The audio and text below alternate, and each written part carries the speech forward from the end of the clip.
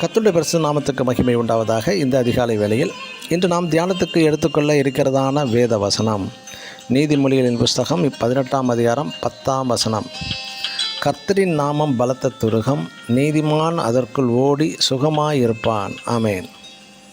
முதலாம் இரண்டாம் மகா யுத்தத்தின் போது ஜெர்மனியின் சர்வாதிகாரி ஹிட்லர் தனது ஆதிக்கத்தின் கீழ் ஐரோப்பா மற்றும் உலக நாடுகளை கொண்டு வர மிகவும் பாடுபட்டான்.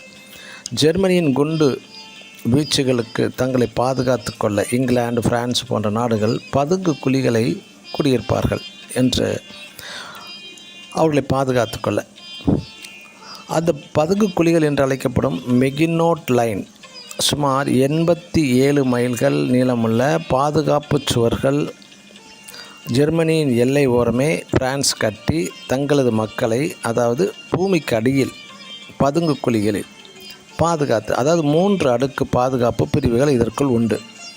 பலமான அண்டர் கிரவுண்ட் வீடுகள் இதற்குள் படை வீரர்களுக்கென்று ஒதுக்கப்பட்டிருந்தது. எதிரி தாக்கவே முடியாத பாதுகாப்பு பலப்படுத்தப்பட்ட பூமிக்கடியில் உள்ள பல கட்டிடங்கள் இதற்குள் இருந்தது.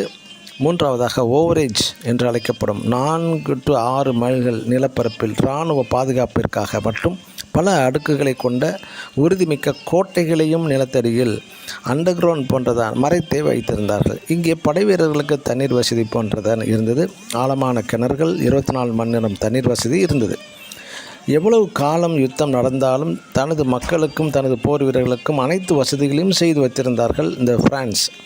ஆம், எனக்கு அருமையான தேவனுடைய ஜனமே, இது போன்று பலம் வாய்ந்த சத்துரு என்ற நீங்கள் நினைக்கும் வியாதிகள், விளைவினங்கள், சோர்வுகள் அதுகளை சந்திக்கலாம். சிலரது தொழில்கள் பல பிரச்சனைகள், தோல்விகள், குடும்பத்தில் பல பிரச்சனைகளை சந்திக்கலாம். இவைகளை மேற்கொள்ள, இவற்றிலிருந்து வெற்றி பெற எதிர்கொள்ள முடியாமல் தவிக்கும் மற்ற யாரையுமே நீங்கள் குறை கூற வேண்டாம். ஆனால் நீங்கள் சற்றும் சோர்ந்து போகாமல், பயப்படாமல், கலங்காமல் தைரியமாக இருக்க வேண்டும். கடவுளையும் சாத்தானையும், மனைவி கணவனையும், கணவன் மனைவியையும், பிஸ்னஸ் எதிரிகளையும், பில்லி சுனியத்துக்காரர்களையும், இவர்களையும் குறை கூற வேண்டாம். தேவன் தம்முடைய பிள்ளைகளுக்கு ஒரே ஒரு பாதுகாப்பு அரணாக இருக்கிறார், ஒரு பெரிய அரணாக இருக்கிறார்.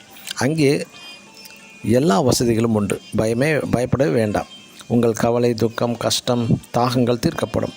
சத்துரு என்ற அந்த கொடிய நோயோ மற்ற எதுவுமோ அதற்குள் வரவே முடியாது. அதற்குள் பாதுகாப்பு எல்லைக்குள் வர முடியாது. அது எப்போது என்றால், நீங்கள் தேவ பிள்ளையாய் தேவனிடத்தில் இருக்கும் பட்சத்தில் மட்டுமே. இதையே சாலமோன் ஞானி குறிப்பிடும்போது, கர்த்தரின் நாமம் பலத்த துருகம், நீதிமான் அதற்குள் ஓடி சுகமாயிருப்பான் என்று. ஆமேன். God bless you.